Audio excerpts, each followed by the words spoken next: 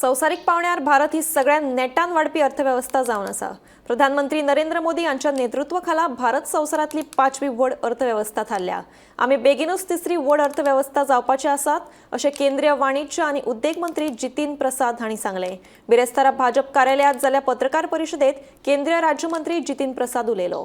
Budget प्रस्तुत किया है उसमें भारत 5th लार्जेस्ट इकॉनमी तो है ही, मगर बड़ी जल्दी 3rd लार्जेस्ट इकॉनमी की ओर हम लोग अग्रसर हैं और विभिन्न चुनौतियां, big challenges of 3 C's, of Covid, of climate change, of conflict which impact the economy.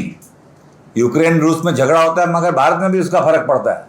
उसके बावजूद भारत की ग्रोथ और भारत की अर्थव्यवस्था सबसे सुरक्षित, सबसे मजबूत, सबसे स्थायी।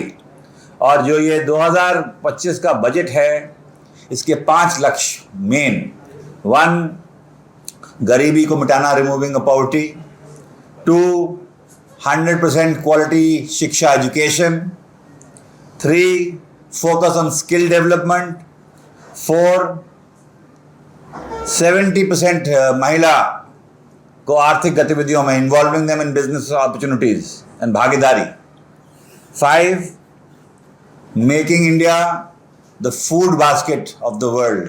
हमारे कृषि क्षेत्र में किसी की भी, हमारे विपक्ष भी इस बजट में कोई कमी नहीं निकाल पाया।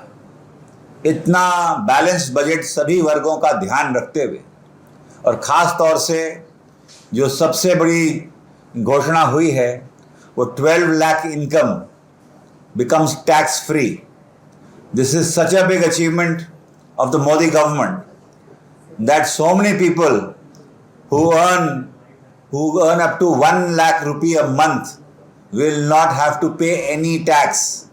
जो 1 लाख रुपया महीना कमाएगा वो कोई टैक्स नहीं देगा, और ये उनको तो बहुत बड़ी राहत और बड़ी रिलीफ मिला ही है।